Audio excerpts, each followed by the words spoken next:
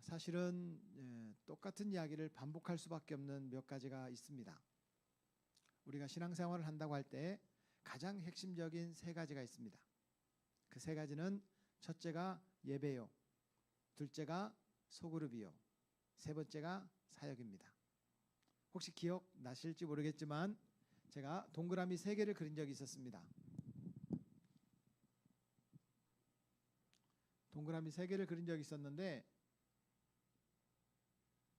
첫 번째가 예배였습니다.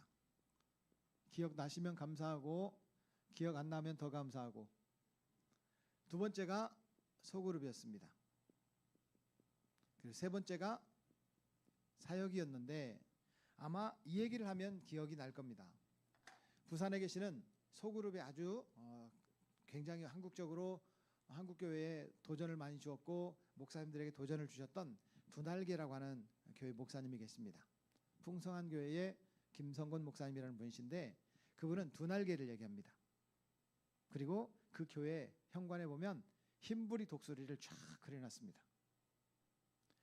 이 목덜미에 흰부리가 있어서 이것을 흰부리 독수리라고 말을 하는데, 여러분 독수리가 굉장히 큰 거 아시죠? 실제 독수리 실물을 본 적 있으십니까? 철원에 부흥집회 갔다가 제가 본 적이 있는데요. 와, 독수리 진짜 못생겼어요. 너무 못생겼어요. 그 독수리가 날개를 펴면 양쪽 날개 끝이 5m 정도가 된다고 합니다. 얼마나 큰 거예요? 그렇죠? 그러니까 새들의 왕이죠. 그 부산의 두날개 교회에 가면 이 흰부리 독수리를 쫙 예쁘게 그려놨는데 진짜 멋있습니다. 사진으로 보니까 실물은 안 멋있는데 너무 멋있어요. 그리고 그 목사님은 한쪽 날개를 대그룹이라고 말하고요, 한쪽 날개를 소그룹이라고 말합니다. 대그룹은 보통 주일 안예배라고 표현을 하고요, 소그룹은 말 그대로 소그룹이라고 표현합니다. 그런데 그 목사님이 이야기하는 이야기는 이거였습니다. 양쪽 날개 중에 한쪽 날개가 만약에 다쳐서 접혀지면 아무리 한쪽 날개가 건강해도 나를 수가 있어 없어요? 없죠. 아무리 날개가 파리처럼 이렇게 잠자리처럼 이게 얇은 그런 날개를 할지라도 양쪽 날개가 균형을 맞추면 날아가잖아요. 그렇죠? 혹시 나비를 여러분 잡아본 적 있으십니까? 나비는 이상한 가루들이 이렇게 묻어있는 그런 나비의 날개가 있습니다. 그 나비 날개를 한쪽을 꽉 잡았다가 끊지 말고 꽉 잡았다가 놓으면요, 날개가 날지를 못합니다. 그러니까 날개는 균형을 맞춰야 된다, 그 얘기예요. 그래서 주일 낮예배 때 은혜를 받아야 소그룹이 활성화됐다는 거예요. 결국 주일 낮예배 말씀이 우리 마음속에 남아있어야 돼요. 근데 대부분의 사람들이 주일 낮예배 말씀이 남아있어요, 안 남아있어요? 안 남아있더라는 거예요. 그래서 어떻게 했느냐, 우리나라 사람들은 좀 감성이 좀 이렇게 앞서는 경우가 많습니다. 다시 말하면 가슴이 뜨겁고 머리는 차가워야 되는데 우리나라 사람들은 머리도 뜨거워. 어떤 때는 가슴이 차가워. 이번에 우리나라의 지금 정치적 상황을 보니까 막 머리가 뜨거운 분들이 많아. 머리는 좀 차가워야 되거든요. 가슴이 좀 따뜻해야 되거든요. 아무리 미운 사람도 그 사람도 구원받아야 될 사람, 그 사람도 대한민국 사람 이래야 되잖아요. 제가 찐 전라도 사람이거든요. 찐 전라도 사람이에요. 그런데 강의를 다니다 보면 경상도도 가고 충청도도 가고 강원도도 가고 인천에도 오고 서울 시내도 가고, 지난주에도 동탄에 갔다가 서천에 갔다가 광주에 갔다가 강의를 막 이렇게 막 하러 다녔어요. 제가 목회하는 곳은 익산인데 다양한 사람들의 이야기를 들어보면 선입견을 갖고 있어요. 제가 전라도 사람이니까 이게 데모하는 사람인 줄 알아요.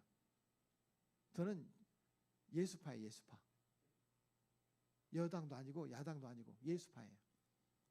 그런데 사람들은 자기 생각으로 사람을 재단하고 판단합니다. 머리는 좀 차가울 필요가 있고 가슴은 좀 따뜻해야 되는데 머리가 뜨겁고 가슴이 차가우면 어떤 일이 생기느냐, 예쁜 사람은 예뻐 보이고요, 미운 사람은 미워 보여요. 또 시대적 흐름에 따라서 다른 사람이 싫어하면 나도 덩달아 싫어해요. 그런 분위기에 휩쓸리게 돼 있어요. 그런데 신앙생활이라는 것은 예수님의 눈으로 세상을 바라보는 안목이 있어야 됩니다. 내 눈이 아니라 예수님의 눈. 다시 말하면 예수님의 가치관으로 세상을 바라봐야 됩니다. 이걸 뭐라고 하느냐? 성경적 가치관이라고 합니다. 그리고 우리가 설교할 때 항상 목사님께서 뭘 먼저 읽어요? 성경부터 있잖아요. 그 성경 이야기를 하잖아요. 목사님께서 세상이 돌아가는 세상의 이치를 말하는 게 아니고 경제적 논리로 경제를 어떻게 잘 운영할까, 돈 버는 얘기를 하는 게 아니라 하나님의 말씀을 얘기하거든요. 저뿐만 아니라 우리 목사님도 그렇고 우리나라에 있는 대부분의 목사님들이 성경을 읽고 그 얘기를 하거든요. 다시 말해서 주일 낮 예배는 하나님의 말씀이 선포되고 그 말씀이 나에게 주어지는 말씀으로 들려져야 할 줄로 믿습니다. 주일 낮 예배는 두 가지 굉장히 중요한 것이 있습니다. 두 가지. 첫째, 둘째. 첫째가 뭐냐면 찬양입니다. 찬양. 찬양이 뜨거워야 돼요. 이걸 뭐라고 표현하냐면 어제 저녁 말씀대로 임재라고 표현합니다. 임재. 하나님께서 우리 가운데 함께 하시는구나. 이것이 느껴지는 임재 가운데 예배하는 예배자가 되기를 축복합니다. 다시 말하면 예배 가운데 누구를 만나야 되냐면 하나님을 만나야 돼. 하나님을. 근데 하나님은 우리가 눈으로 볼 수 있어요, 없어요? 없습니다. 왜냐하면 우리는 죄인이기 때문에 하나님을 뵈면 죽게 생겼어요. 그래서 하나님께서 보여주지 않으십니다. 성경에 보면 하나님을 보았다라고 말하는 그런 선지자들이 있습니다. 하나님의 발등상을 보았다, 모양새만 보았다, 뭐 이런 얘기를 합니다. 하나님을 볼 수가 없어요. 근데 우리가 하늘나라에 가면, 천국을 가면 하나님을 대면하여 보게 될 걸로 저는 믿습니다. 이게 천국의 삶은 얼마나 아름다운 삶인지 몰라요. 하나님을 볼 수 없는데 볼 수 있으니까. 임재는 하나님이 우리와 함께 계시다는 것을 경험하는 삶. 마태복음 18장 20절 이 말씀이에요. 두 번째, 주일 낮 예배는 하나님의 말씀이 선포됩니다. 그 말씀은 능력이라고 표현합니다. 따라하겠습니다. 능력. 그러니까 하나님께서 나와 함께 계시고 하나님의 말씀이 내 삶을 지도하시는데 그 말씀을 따라서 내가 어떻게 살아야 될 거냐. 죄송합니다. 영어로 써서 how to. 어떻게 살 거냐. how to live. 어떻게 행동할 거냐. how to do. how to를 이야기합니다. 그걸 뭐라고 하냐면 목적이라고 합니다. 목적. 다시 말하면 주일 낮 예배 때 예배를 드리고 나면 우리는 목적을 깨달아야 돼. 목적을. 그 목적이 뭐냐는 거죠. 우리가 신앙생활하는 목적. 사람들은 저도 이제 목회를 오랫동안 해보니까 23살 때 교육전사가 됐거든요. 23살 때 교육전사가 되고 올해가 딱 이제 6학년 한국 나이로 이제 그 윤석열 대통령이 이렇게 좀 숫자를 줄여줘가지고 지금도 생일이 안 지났으니까 58세예요. 저는요. 생일 지나면 만으로 1살 줄이잖아요. 생일이 안 지나면 2살 줄이잖아요. 지금도 58세인데 한국 나이로는 6학년이 됐어요. 그러니까 제가 23살 때부터 지금까지 약 38년째 지금 목회자로 살고 있어요. 그런데 여러분 목회자로 살면서 성도들을 바라보면 대부분의 사람들이 교회에서 은혜 받으려고 교회 오는 사람 별로 없습니다. 내 필요 때문에 교회를 와요. 그 나중에 은혜를 받으니까 하나님의 목적대로 살아야 되겠구나. 이런 사람들 뭐라고 하느냐? 믿음이 있다. 이렇게 표현해요. 믿음이 있는 사람은 내 목적대로 살아요? 하나님의 목적대로 살아요? 처음에 교회 온 사람들은 왜 와요? 내 목적 때문에 오는 거예요. 내가 필요하니까 오는 거예요. 여러분들은 그러면 내 목적대로 살고 계십니까? 하나님의 목적을 따라 살고 계십니까? 그 믿음이 있다는 뜻이에요. 여러분들이 내가 인정하든 인정 안 하든 나는 믿음이 있다. 그런 사람은 하나님의 목적대로 살아요. 그럼 하나님의 목적은 뭐냐? 두 가지. 하나님의 목적은 첫째, 둘째. 첫째는 섬김이에요. 섬김. 마태복음 20장 28절. 인자가 온 것은 섬김을 받으려 함이 아니라 섬기려 하고 도리어 자기 목숨을 많은 사람의 대속물로 주려 함이니라. 주의 이름으로 섬기는 것이 믿음 있는 사람이고 하나님의 목적을 이루는 사람인 줄로 믿습니다. 근데 실제로 보면 누가 나를 섬겨주는 게 기분이 좋아요? 내가 다른 사람을 섬길 때 기분이 좋아요? 그 믿음이 있는 거예요. 대부분의 사람들은요. 누가 나를 섬겨주면 기분이 좋아요. 여러분 쉽게 말해서 이렇게 실제 예를 들어 볼게요. 누가 나한테 밥을 사줄 때 기분이 좋아요? 나한테 밥 사달라고 할 때 기분이 좋아요? 사달라고. 이 믿음이 있는 거예요. 대부분의 사람들은 밥을 얻어먹을 때 기분이 좋아요. 기분이 좋아서 이 얻어먹는 게 기분이 좋은 거구나. 다른 사람을 기분 좋게 하기 위해서 나도 밥을 사줘야지. 근데 믿음이 있는 사람은 내가 먼저 주의 이름으로 섬기는 거예요. 이게 목적이에요. 따라하겠습니다. 섬김. 하나님의 목적은 섬기는 겁니다. 섬김 받는 게 아니라 섬기는 거예요. 두 번째 목적은 영혼 구원입니다. 영혼 구원. 영혼 구원을 우리는 두 글자로 전도라고 표현하죠. 주님의 목적은 영혼 구원이었습니다. 인자가 온 것은 잃어버린 자를 찾아 구원하려 함이니라. 누가복음 19장 10절. 그렇습니다. 우리가 예배를 통해서 뭘 깨달아야 되냐면 하나님의 목적을 깨달아야 됩니다. 따라하겠습니다. 임재, 능력, 목적. 제가 그 얘기를 계속 할 겁니다. 속으로 발성하니까. 임재, 능력, 목적을 깨닫고 경험하고 그렇게 살아야 진짜 그리스도인. 그런데 사람의 믿음이 떨어지면 항상 인색해지고 옹색해지고 그리고 다른 사람 있는데 안 가고 싶고 피하고 싶고 믿음이 떨어지면 그렇잖아요. 믿음이 있는 사람은 믿음이 이렇게 성령으로 충만하고 은혜가 넘치면 자꾸 섬기고 싶고 다른 사람을 찾아가고 싶고 교회 나오다가 못 나오는 사람들도 한번 전화라도 좀 드리고 싶고 뭔가 그 사람에게 마음이 가, 관심이 가. 그렇잖아요. 어제 점심 때 떡국을 먹었어요. 나이를 안 먹고 싶은데 또 떡국을 줘가지고 또 한 살 더 먹었어요. 떡국을 먹었는데 떡국이 보통은 교회에서 음식을 준비하면 조금씩 남잖아요. 조금 남아요. 그럼 어떤 사람은 자기가 자기 먹을 걸 싸갖고 가는 사람이 있어요. 우리 교회에 그런 사람이 있어요. 그런데 어떤 분들은요 싸가지고 누군가를 막 주는 사람이 있어요. 제가 아무 말도 안 해요. 그런데 자기가 먹을 것을 자기가 싸는 사람과 다른 사람을 싸주는 사람, 어떤 사람이 예뻐 보일까요? 그런데 어저께는 또 한 사람을 봤어요. 84세 되신 할머니 권사님이 교회 왔다가 집에 가서 집에서 넘어졌어요. 이 골절상을 입은 거예요. 84세 되신 할머니 권사님이 늘 저만 보면 우리 목사님 보면 너무 좋아 막 이렇게 너무 반겨주시는 분이에요. 그래서 저는 어제 예배 끝나자마자 식사하고 바로 여기를 와야 됐기 때문에 조금 늦게 오면 트래픽이 걸려서 예배 시간까지 도착을 못할 수도 있어요. 차라리 여기 와서 좀 쉬자. 그래서 일찍 출발을 했는데 우리 장로님 한 분이 뭘 막 싸더라고요. 이렇게 말 싸요. 막 떡국을 싸고 고명을 올리고. 그 제 생각에는 이렇게 비닐에다가 김가루를 좀 넣어 갖고 가면 좋겠는데 김가루도 막 넣고 거기다가 남자니까 그래.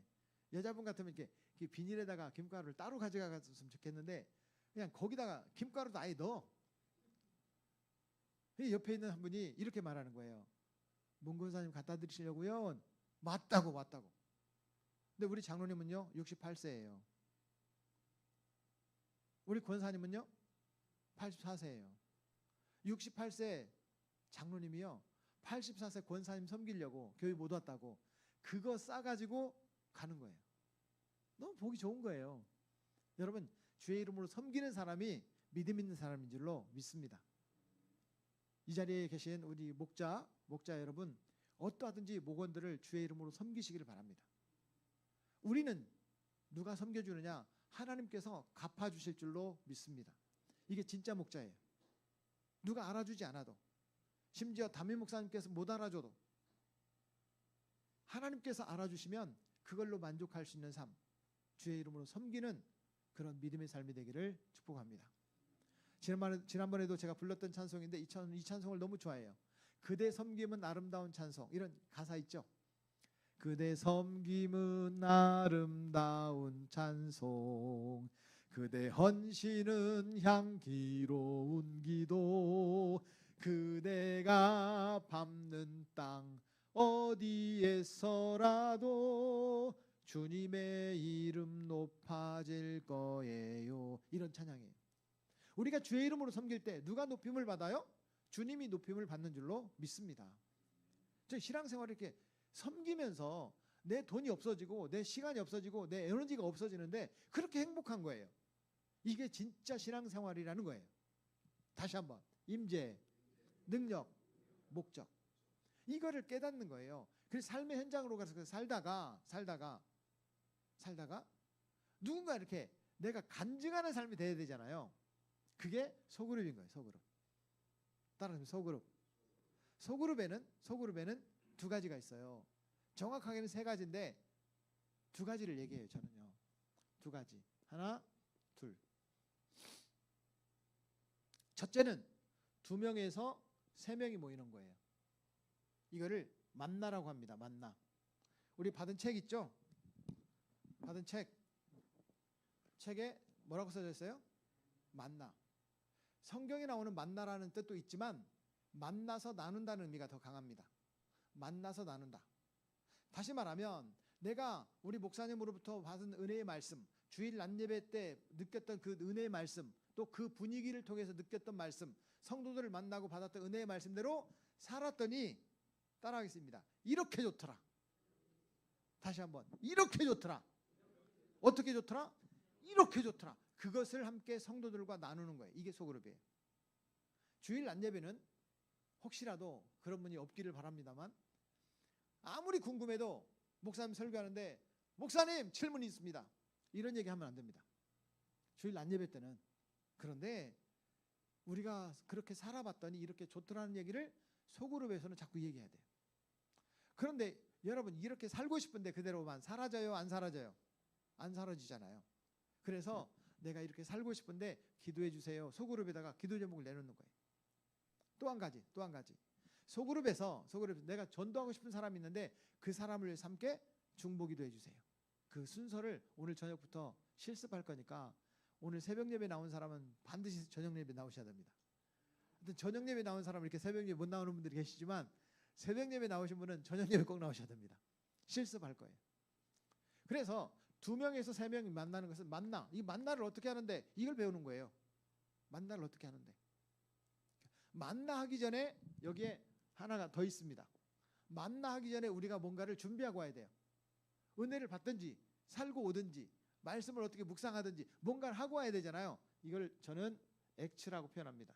인도네시아에 가서 배운 거예요. 액츠는 말 그대로 영어로 ACTS는요. 사도행전을 액츠라고 합니다. 우리나라의 액츠라고 하는 그런 아시아 연합신학대학원도 액츠라고 해요. 아무튼 이따가 저녁에 다시 한번 설명할게요. 두 번째는 4명에서 12명. 이것을 셀예배라고 합니다. 어제 잠깐 말씀드렸는데 셀예배에는 두 가지를 구분한다고 그랬어요. 예배와 라이프. 셀 예배와 셀 라이프로 구분하는 거예요. 예배를 드리는 것과 실제로 성도들이 목장 모임으로 모였을 때 참 좋습니다. 그런데 목장 모임보다 더 중요한 게 있습니다. 목장 가족들을 평상시에 돕는 겁니다. 우리 교회에 이런 분이 계셨어요. 우울증이 너무 심해요. 딸아이가 너무 예뻐요. 근데 남편이 우울증을 앓는 이 부인 때문에 굉장히 힘들어해요. 늦게 결혼했는데 아이도 예쁘고 남편도 괜찮은 직장인데 이 부인이 우울증이 있어요. 그러다 보니까 뭘 이렇게 자꾸 음식을 시켜 먹는 거예요. 청소를 안 해요. 그래 그 셀 가족들이 그 집을 찾아갔어요. 청소를 해주려고. 기가 막힌 거예요. 청소를 해줬는데 그 집에서 통닭 박스가 400개가 나왔어요. 400개가 나왔어요. 몇 년에 걸쳐서 먹었는지 1년에 몽땅 시켜 먹었는지는 몰라도 청소를 안 하니까 혼자 청소 못해요. 그 셀 가족들이 그걸 청소를 해줬어요. 너무 행복한 거예요. 아이가 그 박스가 여러분 아무리 박스가 작아도 400개 정도 쌓여 있으면 아이방 하나가 없는 거잖아요. 청소를 쫙 해주니까 그 아이가 너무 행복해하는 거야. 그 모습을 보면서 자기도 좋은 거예요. 그러니까 이게 여러분 자기는 청소 못해도 다른 사람이 청소를 해주니까 기분이 좋은가 봐요. 상쾌해졌어. 우울증이 나은 건 아닌데 상쾌해졌어. 이것을 셀 라이프라고 그래요. 셀 예배는 예배를 드리는 삶이지만 셀 라이프는 주의 이름으로 돕는 거예요. 평상시의 삶을. 어떤 사람들은 자동차가 있지만 어떤 사람은 자동차가 없는 분들이 계십니다. 근데 이분이 꼭 장을 가야 되는데 자동차가 없으니까 택시를 타고 가도 되지만 우리가 운전기사가 되어주는 거예요. 저에게 이제 오이코스를 가르쳐 주셨던 탐모서 목사님 교회에서 실제로 있었던 사건입니다. 한 부인이 남편이 교통사고로 돌아가셨어요. 근데 금슬이 너무 좋았어요. 이 금슬이 너무 좋은 분들은요, 배우자가 돌아가시면 우울증이 수치가 100이랍니다. 100. 우울증 수치가 100이에요. 그러니까 스트레스 때문에 어떻게 될지 몰라요. 그런데 그 슬픈 소식을 듣고 그 셀 가족들이 다 모인 거예요. 그 집에. 같이 울어주고 같이 있어주고 거기에서 잘 극복을 했어요. 극복을 하다 보니까 여러분, 금슬이 아무리 좋아도 혼자가 되면요 외롭습니다. 그래서 이 셀 가족들이 어떻게 하면 이 사람을 이렇게 좀 즐겁게 만들어줄까, 어떻게라도 즐겁게 만들어주기 위해서 노력하다 보니까 이렇게 누군가를 소개를 해줘야 되겠다. 그래서 한 4년 후에 재혼을 했어요. 다시 행복이 시작됐어요. 믿음 안에서 만났던 한 교회 공동체에서 소개를 해줘가지고 이분 남자분도 상처를 입으신 분이고 이 부인도 남편의 그 상처 때문에 이렇게 돌아가신 분인데 둘이 만나서 다시 재혼을 했어요. 그 셀이 됐어요. 너무 행복한 거예요. 셀 예배뿐만 아니라 셀 라이프가 중요하다. 그런데 여기는 전제가 하나 있습니다. 전제가. 소그룹에는 전제가 있습니다. Like Jesus. 누구처럼? 예수님처럼 변하는 거예요. 그래서 소그룹은 뭐라고 하느냐? 따라하겠습니다. 삶의 변화. 삶의 변화. 예수님처럼 변하는 거예요. 예수님처럼, 바울처럼 그렇게 살 수 있을까 없을까? 없을까? 그렇게 못 살거든요. 그런데 기준은 그렇게 살고 싶은 거예요. 살아야 돼요. 바울은 참 대단했던 사람 같아요. 이제 우리가 바울 사도 이렇게 보면 인터넷에 사도 바울 이렇게 이제 글을 한번 쳐보세요. 그러면 사도 바울이 어떻게 생겼는가에 대해서 옛날에 학자들이 이렇게 그림으로 이렇게 그렸던 사도 바울의 얼굴이 보입니다. 근데 참 못생겼어요. 바울 선생님이 참 못생겼어요.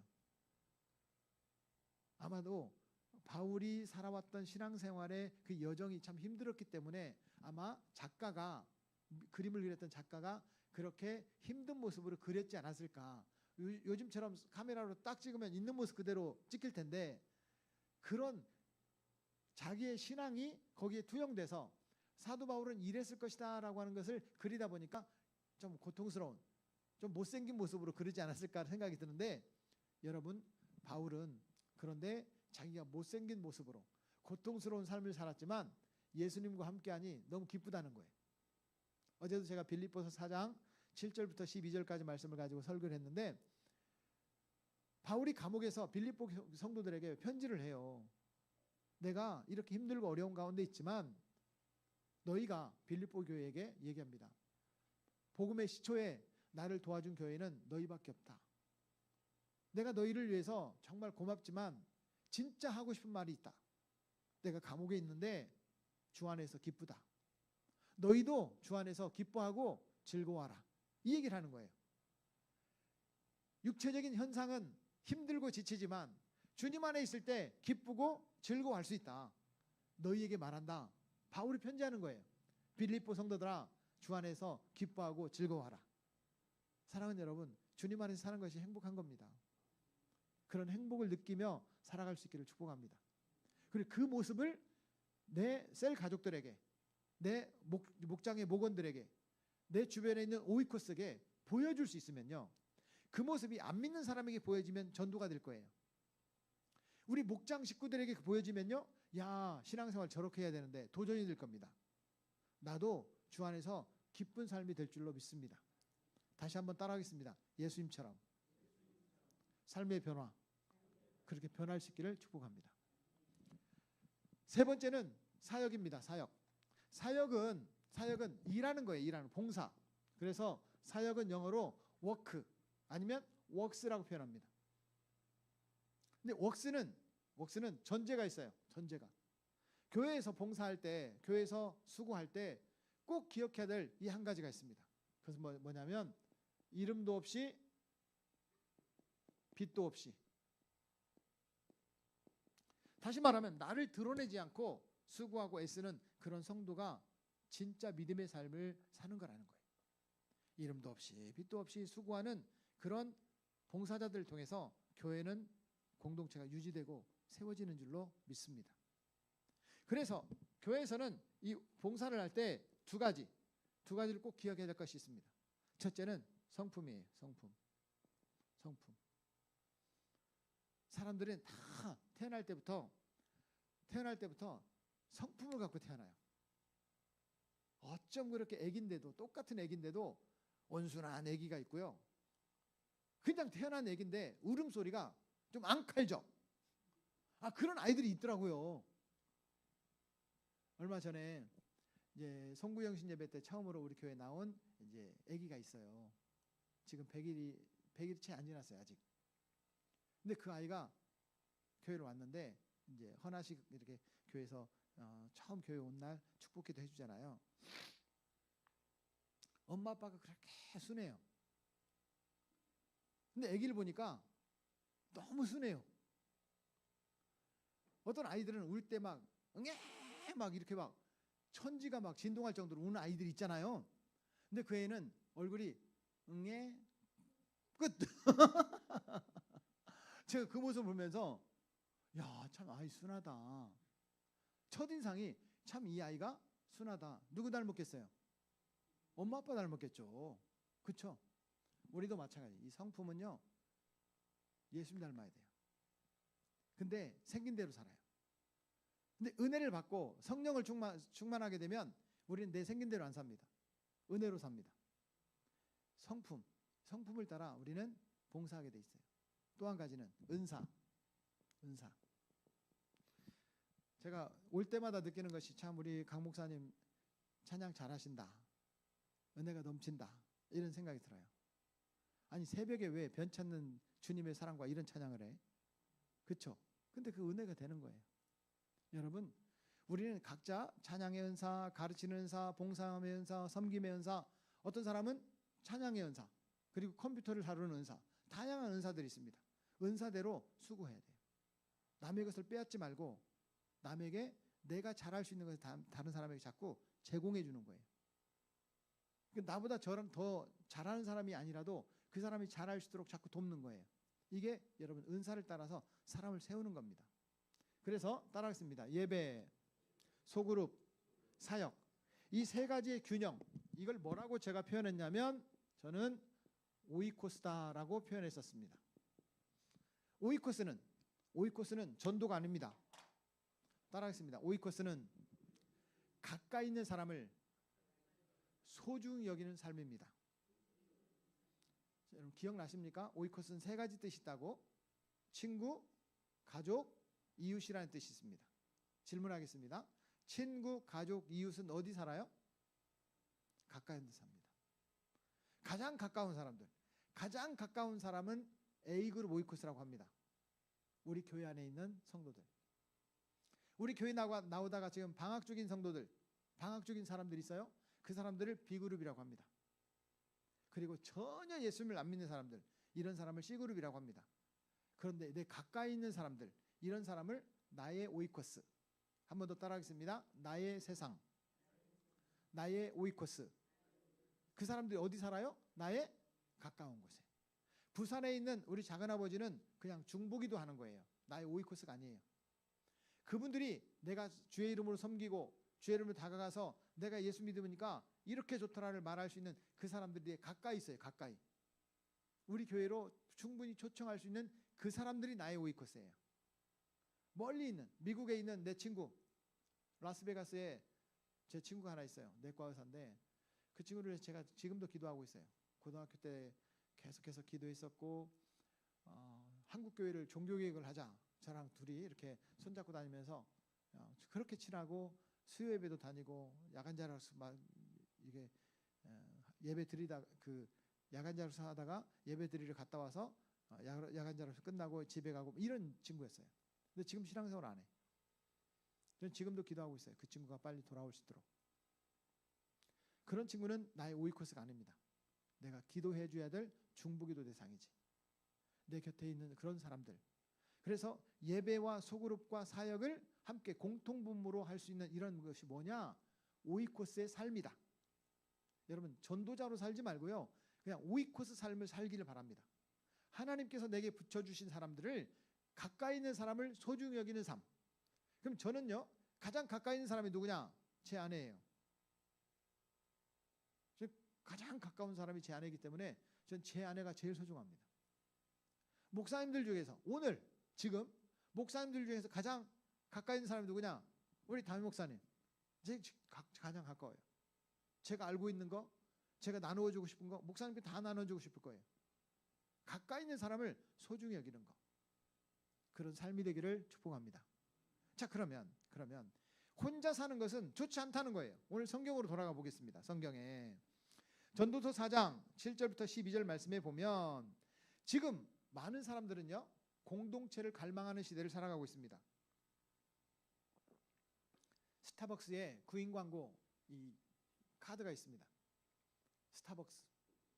여러분 진짜 맛없는 커피가 스타벅스 커피인 거 아시죠? 진짜 맛없는 커피를 좀 아는 사람들은요. 스타벅스 커피 안 마십니다. 그런데 왜 젊은이들이 스타벅스에 갈까요? 스타벅스의 컵 이거 딱 들고 다니는 게 자랑이에요. 우리 아들이 선물해줘가지고 저도 하나 있어요. 컵 하나. 텀블러. 그거 갖고 다녀요. 마치 스타벅스 컵을 갖고 다니면 자기 레벨이 올라가는 것처럼 신분이 상승되는 것처럼 느껴진대요. 스타벅스에 가면 옛날에 와이파이가 다 무료였어요. 지금은 대부분이 무료지만 스타벅스는 무료였어요. 젊은이들이 스타벅스에 가서 이야기를 나누고 스타벅스에 가서 공부를 하고 스타벅스에 가서 게임을 하고 사람들이 스타벅스는 커피를 마시는 공간이 아니라 관계를 엮어가는 공간이었어요. 스타벅스의 구인 광고에 이렇게 쓰여져 있었다고 합니다. 공동체를 만들라. 누군가의 하루를 특별하게 만들어라. 아니 구인 광고 이렇게 써놨어요. 공동체를 만들라. 누군가의 하루를 특별하게 만들라. 우리 회사에 와서 일을 하면 하나의 팀이 되고 누군가에게 특별함을 주는 그런 일을 하고 있는 겁니다. 그러니까 사람들은 스타벅스에 가는 거예요. 커피 맛 되게 없습니다. 커피 마시러 가려면 스타벅스 가지 말고 우리 목사님한테 오세요. 제가 오늘 목사님께 커피 내리는 방법을 가르쳐 드리려고 해요. 커피 내리는 방법 이따 저녁에 제가 잠깐 설명하겠습니다. 제가 어저께 설교할 때 얘기했어요. 커피를 이렇게 내리면 제일 맛있습니다. 4명이 마실 때 한 잔씩 마신다고 하면 이렇게 내리면 성도들이 맛있다고 해요. 우리 목사님 커피가 최고예요. 뭐 이렇게 말해요. 아무튼 그 얘기는 저녁에. 레이먼드 조가 쓴 상처받지 않고 행복해지는 관계의 힘이라는 책이 있습니다. 사람들이 만나면요. 누군가는 상처를 받고 누군가는 행복합니다. 누군가는 영향을 끼치고 누군가는 영향을 받습니다. 근데 너도 행복하고 나도 행복할 수 있다면 얼마나 좋겠어요. 그런 책이 있어요. 상처받지 않고 모두가 행복해지는 관계의 힘. 관계. 사람들은 만나야 관계가 이루어지는데 상처를 주려고 만나는 건 아닌데 상처가 돼요. 여러분 부부가 싸우는 거 보면 신기하지 않아요? 아니 그 사랑하는 사람들이 왜 싸워? 기준이 나니까 싸웁니다. 너를 기준으로 삼으면 아내를 행복하게 당신은 왜 안 행복하려고 하냐? 나는 행복하게 만들어주고 싶은데 그래서 싸우는 사람 없어요. 왜 당신은 나한테 기준을 안 맞춰주냐? 내가 힘든데 왜 아는 체를 안 해주냐? 자꾸 기준이 나니까 싸우는 거예요. 근데 레이먼드 조 이 책을 제가 읽으면서 참 행복해지더라고요. 책 제목 자체가 상처받지 않고 행복해지는 책 본래 제목은 관계의 힘이에요. 근데 그 여기에 서브 제목으로 상처받지 않고 행복해지는 관계의 힘. 관계라고 하는 그런 거라는 거예요. 혼자 신앙생활하면요 행복해지지 않습니다. 목장은 함께 신앙생활하는 거예요. 물론 주일 낮예배도 함께 신앙생활하는 건 마찬가지인데, 그런데 주일 낮예배는 이게 맞나 싶어요.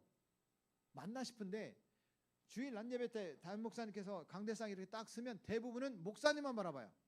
옆 사람 바라봐요, 안 바라봐요? 안 바라봐요. 목사님만 바라봐요. 예수님 당시에도 이랬을까? 아니었을 것 같아요. 이렇게 목사님, 예수님 중심으로 이렇게 둥그렇게 이렇게 사람들이 몰려 있었을 것 같아요. 근데 우리는 예배 형태 자체가 목사님 중심으로만 바라봐. 주일 낮예배 때 예배 드리면서 행복하다. 물론 은혜 받아서 행복한 건 있지만 그 자체로 행복하다. 그런 경우는 별로 없는 것 같아요. 근데 소그룹을 만나면요 모두 행복해요. 어제도 말씀드린 것처럼 30대 그룹 12명과 40대 그룹 12명, 거기 리더 한 명이 있었습니다. 나중에 그분들이 목사님이 되었고 전도사님이 되었고 나중에 목사님이 됐어요. 두 분 다 목사님이 됐는데 이 두 사람 때문에 7,000명 교회가 돌아갑니다. 물론 7,000명 교회에 부목사님이 한 12명 돼요. 이렇게 이제 목회적인 차원, 신방하고 뭐 장례식이 일어나고 결혼식하고 이 부목사님들이 합니다. 그런데 소그룹으로 운영되는 전체 소그룹은요 지금도 이 두 사람 때문에 운영이 되는 거예요. 7,000명이. 멋지지 않아요? 아, 정말 멋져요. 어제도 저하고 소통을 했는데 무릎 수술한 것 때문에 그 목사님이 저한테 전화를 했어요. 제가 이제 제자니까 배 목사 좀 어떠냐? 절대 무리하지 마라. 절대 무리하지 마라. 너무 행복한 거예요. 여러분, 아, 나도 내 제자 목사에게 이렇게 해줘야 되겠구나. 막 그런 생각이 들어요. 사랑하는 여러분, 분명한 것은 오늘 성경은 우리에게 말합니다. 공동체를 이루라는 거예요. 혼자 신앙생활 하지 말라는 거예요. 좀 더 세밀하게 보겠습니다. 요즘에 여러분 건물이 이렇게 지어지면요 로비가 넓어지는 형태로 자꾸 이렇게 건물이 변한다고 합니다. 로비가 넓어져. 잠자는 숙소가 이렇게 방이 넓어지는 게 아니라 안방이 넓어지는 게 아니라 옛날에 보면 안방에다가 이게 8자, 뭐 12자짜리 이게 장을 넣을 수 있는 그런 큰 방. 이게 안방이잖아요. 근데 요즘에 안방은 자녀들이 있어요, 부모님이 있어요? 요즘 바뀌고 있어요. 안방은 자녀들이 쓰고요. 조그만 방은 부모님이 있어요. 제 처가가 제주도거든요. 제주도는 좀 이상한 문화가 하나 있어요. 전 아직도 마음에 안 들어요. 부모님이 살다가 자녀가 결혼하면 그 부모님 집을 자녀들에게 줘. 그 부모님이 여기 조그만 방으로 가. 이사 가요. 조그만 집으로. 자녀들에게 그 집을 줘요. 아, 좀 마음에 안 들어요. 하여튼 우리 부모님은 다 돌아가셔서 저희한테 우리가 막내다 보니까 우리한테 줄 집은 없지만 아무튼 그런 문화가 있어요. 사랑하는 여러분, 거실이 넓어지는, 다시 말하면 관계가 중요한 시대가 됐어요. 경부고속도로에 이렇게 내려가다 보면 처음 시작되는 휴게소 뭐라고 해요? 어떻게 알았어요? 만남의 광장이라고 그래요. 옛날에 거기서 만나자, 만남의 광장에서 만나자 그러면 다 통해. 요즘에는 휴게소가 많이 생겨서 어디에서 만나자 할 수 있지만 만남의 광장이라는 것이 필요해요. 교회도 마찬가지예요. 우리 교회가 또 하나님께서 은혜를 주셔서 더 많이 부흥하면 로비가 넓어지는 교회가 돼야 돼요. 만남이, 지금 제가 와보니까 리모델링을 하면서 아, 소그룹 공간을 만드는구나. 너무 기대가 돼요. 다음에는 제가 견학을 올게요. 견학. 이 집회 안 하고 견학 올 테니까 야, 소그룹 이렇게 잘 되는구나. 기대합니다. 과거에는 텔레비전이 동네 극장이었습니다. 저는 시골 출신이라서 텔레비전이 우리 동네에 한 2집밖에 없었어요. 근데 그 텔레비전이 딱 놓여지면 저녁때가 되면 텔레비전을 밖에 꺼내놔요. 동네 사람들이 다 모여요. 그래서 거기는 만남의 광장이었어요. 특별히 기밀 레슬링 할 때. 와, 그때는 막 동네 사람들이 다 다 모여가지고 그 이녹기 막 2만 원 까가지고 이길 때 얼마나 행복했는지. 물론 이제 이게 무슨 말인지 목사님이 지금 무슨 말 하나 이게 이 세대차가 느껴지는 거고, 저 때는 그랬어요. 그냥 계속 지다가 김일이 양 헤딩으로 그냥 이녹기를 이기면 피 줄줄 나고, 이게 쇼인가 사실인가는 몰라도 아무튼 그랬어요. 사람들이 모여가지고 동네 축제했어요. 매일 밤마다. 저는 어렸으니까 타잔, 남의 집에 안방에 가가지고 텔레비전 계속 보고 있는 거야. 타잔. 집에 가라는 얘기도 안 해. 타잔이 끝나야 가. 그런 때가 있었어요. 그런데 이제는 사람들이 이상한 스마트폰이라는 게 이런 게 생겨가지고 안 만나는 거야. 사람들 만날 일이 없어. 혼자도 즐거워. 24시간도 즐거워. 밥을 안 먹어도 즐거워. 잠을 안 자도 즐거워. 그런 시대가 됐어요. 젊은 아이들이 눈이 뻘게. 왜요? 밤새껏 게임해가지고. 어른들도 마찬가지야. 어른들도 유튜브에 이렇게 재밌는 게 많아. 그쵸? 그러다 보니까 즐거워. 제가 이왕병원에 이렇게 퇴원하기 전날 새로운 한 분이 들어오셨어요. 이게 이왕병원이 좋은 게 뭐냐면 이어폰으로 꽂고 이렇게 그 텔레비전을 볼 수 있어요. 각자의 모니터가 있어가지고. 근데 그 아저씨는 이어폰이 없나 봐. 소리를 크게 켜놓고 잠을 못 자게 하는 거야. 그 옆에 있는 사람이 뽀록뽀록 화가 났어요. 제 옆에 있는 사람이 뽀록뽀록 화가 나가지고 그 아저씨, 사장님 이어폰 없으세요? 이렇게 말을 했어요. 야, 이게 무슨 일 생기겠구나. 제가 또 중재를 해야 되잖아요. 직접 말하면 안 될 것 같아서 간호사님한테 살짝 말, 이어폰이 없는 것 같은데 이분에게 잘 설명을 좀 해주세요. 그래서 이게 딱 해결됐어요. 알고 봤더니 이어폰을 주머니에다 넣어놓고 그냥 본 거야. 해결됐어요. 사람들은 이제는 점점 혼자 있는 시대를 좋아하는 시대로 변해가고 있는데, 여러분 교회는 공동체잖아요. 그래서 교회가 세상의 희망이 돼야 돼요. 세상을 주도해 가야 돼요. 이끌어 가야 된다고 저는 믿습니다. 성경을 한번 보겠습니다. 조지 갤럽이라는 사람이 갤럽 조사한다 할 때 갤럽, 그 조지 갤럽이에요. 갤럽은 이렇게 말합니다. 요즘 미국 사람들은 이 세상에서 가장 외로운 사람들이다 라고 말해요. 왜? 혼자 있는 걸 좋아하니까. 자, 오늘 성경을 한번 보겠습니다. 전도서 4장 7절부터 12절 말씀해 보면 7절 말씀에 이런 말씀이 있습니다. 내가 또 다시 해 아래에서 헛된 것을 보았도다. 헛된 게 있다는, 헛된 걸. 그런데 거기 보면 8절 말씀에 아들도 없고 형제도 없이 홀로 살며 수고에 끝이 없다. 수고가 끝이 없는 거예요. 그러니까 힘든 거예요. 또 8절 말씀에 보면 눈은 부요를 족할 줄 모른다. 뭔가 있어도 만족할 줄 모르는 거예요. 또 8절 말씀에 보면 행복을 누리지 못하고 불행하다. 불행한 거예요. 사람들은 그래서 이 8절 말씀, 7절 말씀에 보면 해 아래 다 헛되다 이렇게 말하는 거예요. 오늘 말씀이 그래요. 그런데 9절 말씀에 보면 이런 말씀이 있습니다. 두 사람이 한 사람보다 낫다는 거예요. 따라하겠습니다. 두 사람이 한 사람보다 낫도다. 다시 말하면 두 사람이 한 사람보다 나은 이유를 성경은 설명하고 있습니다. 뭐라고 설명하느냐? 10절 말씀에 보면 넘어지면 그 동무가 붙들어주기 때문이다. 여러분 성도들이 신앙생활하면서 항상 성령 충만하면 좋겠는데 믿음이 약해질 때가 있잖아요. 그때 붙잡아주는 성도가 되기를 축복합니다. 그래야 내가 흔들리고 어려워도 누군가 나를 붙잡아 줄 수 있거든요. 여러분 우리 목사님도 좀 붙잡아 주세요. 제가 목회를 해보니까 담임 목사가 좀 외롭습니다. 여러분 부목사 때는요 장로님 이렇게 밥 먹자고 그런 얘기를 했어요. 저를 전혀 부담스럽지 않아 생각했어요. 부목사 때 배만수하고 담임 목사 때 배만수 똑같은 사람이거든요. 근데 담임 목사가 되니까 피해요. 사람들이.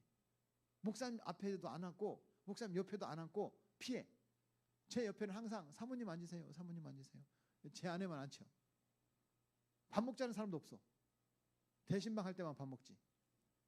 목사님들이 생각보다 외롭습니다.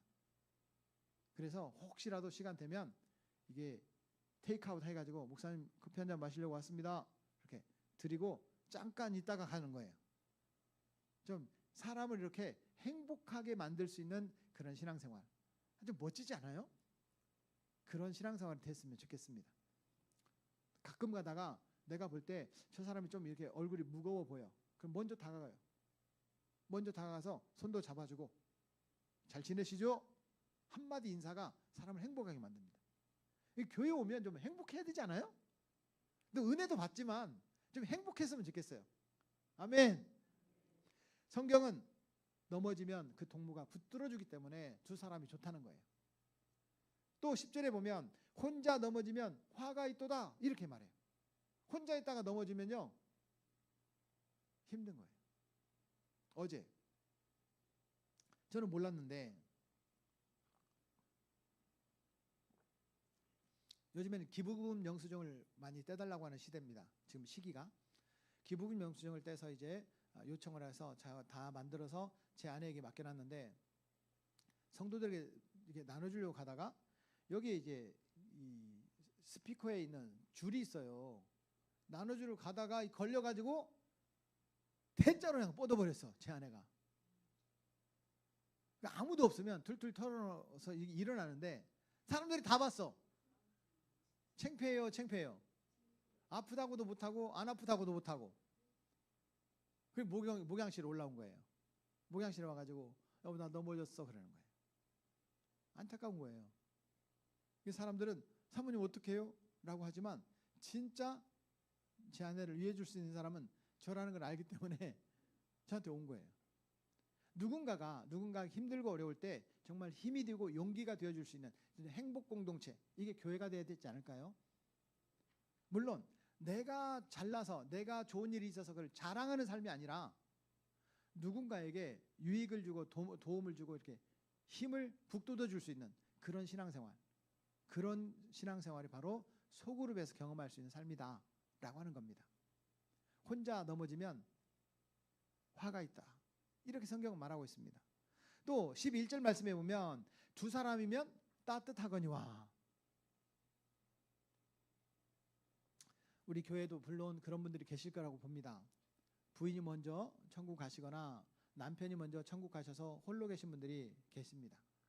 저희 교회도 그런 분들이 참 많으세요. 요즘에 또 이혼을 하셔서 혼자 드신 분들이 계세요. 그런데 우리 부부가 행복한 모습을 이렇게 보여주기가 미안할 정도로 그런 분들이 계신 거예요. 그런데 그런 분들이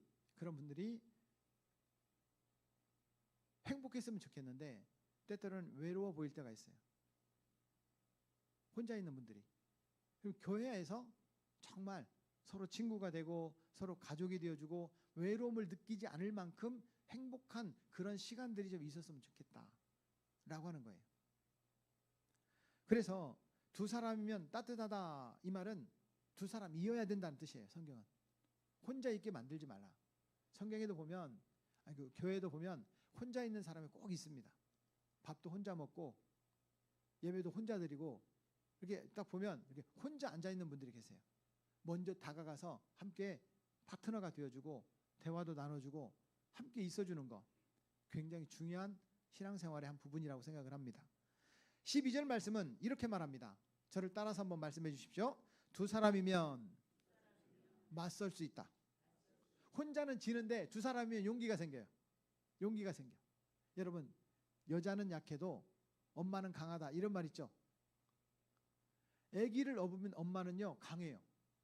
오히려 아기가 있으면 더 도망가기도 불편할 텐데 여자는 약한데 아기를 아는 엄마는 강하다는 거예요. 그래서 한 사람은 패하거니와 두 사람이면 맞설 수 있나니. 성경은 우리에게 두 사람이 함께하라는 거예요. 최소 공동체가 두 사람이에요. 혼자는 안 돼요. 신앙생활은 혼자 하는 게 아니에요. 최소 공동체가 두 사람이에요. 소그룹. 시간이 한 8분 정도 남았는데 여러분 제가 이걸 좀 보여주려고 해요. 여러분 목사님 저기 33번 보여주세요. 33번. 아니 페이지가 33번이 아니고 저 스크린 33번이에요. 네. 셀의 중심이신 예수 그리스도의 임재를 경험하기 위해서는 말씀 마태복음 18장 20절 제 밑에 있는 거예요. 두세 사람이 내 이름으로 모인 곳에는 나도 그들 중에 있느니라. 이 약속대로 두세 사람이 모인 곳에는 반드시 예수님께서 존재하심을 믿음으로 선포하고 믿어야 된다. 믿음은 소그룹이 모일 때 예수님의 임재하심을 경험하는 가장 중요한 도구이다. 적어도 사람들이 두세 사람이 모여야 된다는 거예요. 두세 사람이 모여야 된다는 거예요. 이 만나를 어떻게 하느냐 오늘 저녁에 배울 겁니다. 두세 사람이 모여야 돼요. 혼자 두면 안 돼요.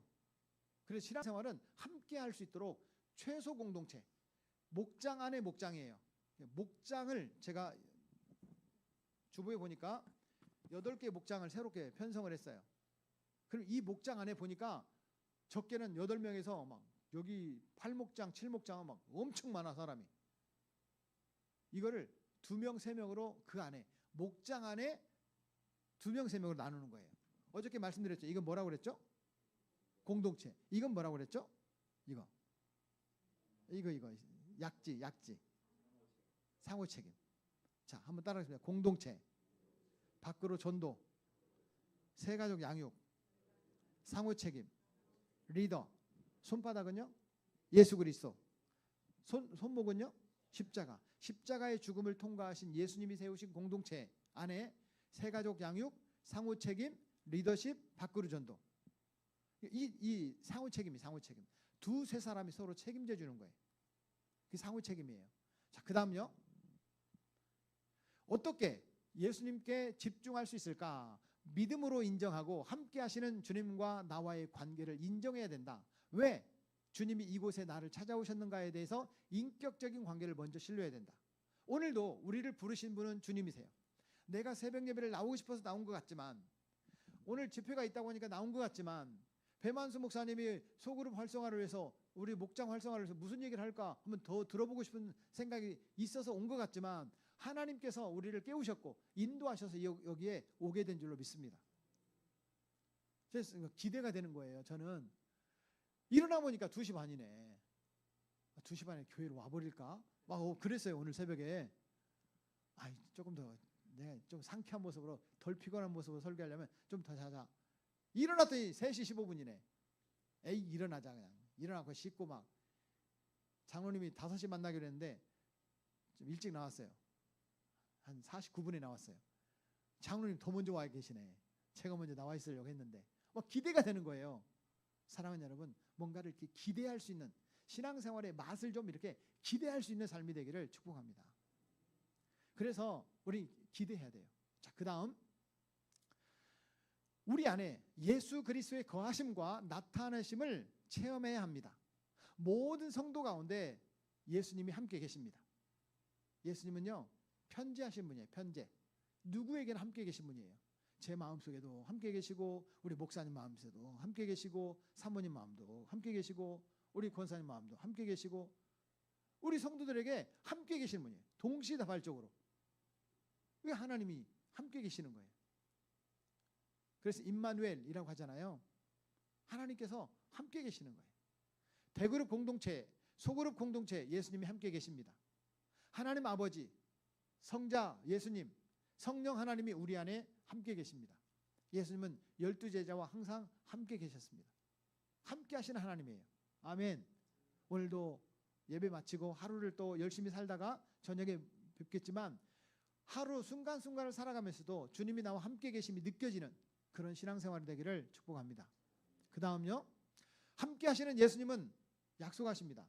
너희가 있는 곳에 내가 함께 있겠다. 그 부분만 시작.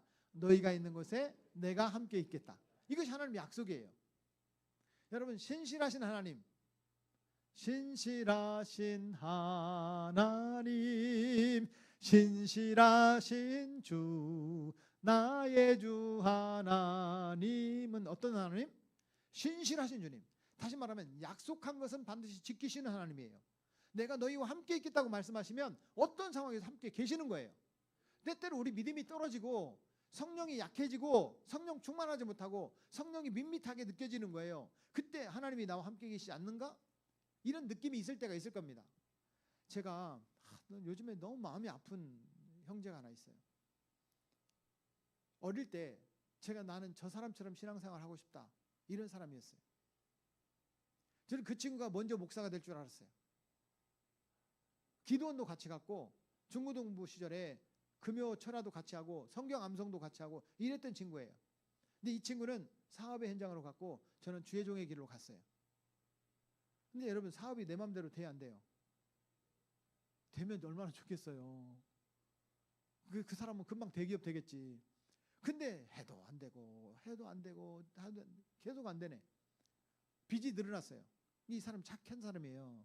착한 사람이다 보니까 빚을 이렇게 돌려막기를 한 거야.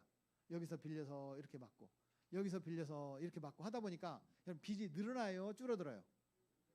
이게 돌려막기 하면 이게 100만 원 빌려가지고 100만 원 갚고 100만 원 빌려서 100만 원 갚고 이러면 빚이 안 늘어나는 거 아니에요. 근데 이게 빚이라는 게 그런 게 아닌가 봐요. 100만 원 갚으려면 110만 원을 빌려가지고 갚고 110만 원을 더 갚으려니까 150만 원을 빌려서 갚고 이러다 보니까 빚이 늘어났어요. 한 사람한테만 빌리면 좋은데 이 사람한테 빌리고 저 사람한테 빌리니까 날마다 빚쟁이들이 빚 달라고 하는 거야. 그러니까 힘들어요. 얼마 전에 상담을 요청을 했어요. 제 친구예요. 상담을 요청해서 저한테 이런 말 하는 거예요. 하나님이 진짜 계신가 모르겠다고. 얼마나 힘들면 정말 신실한 친구였다니까요. 제가 그 친구의 믿음을 보증해요. 그런데 하나님 진짜 계신가 모르겠다고.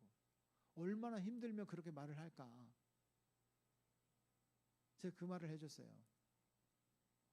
그래야 이런 데서 일어나야 하나님이 도와주셨다고 말할 거 아니냐. 항상 좋았다면 내가 한 것 같지만 진짜 우리 심집사님에게 여기서 역전하시는 하나님을 경험해야 사람들이 진짜 하나님 살아계시다 이렇게 말할 거 아니냐. 실망하지 마라. 내가 물질적으로 못 도와줘도 하나님이 반드시 함께 계신다. 얼마 전에 제 아내한테 이러면 안 돼요.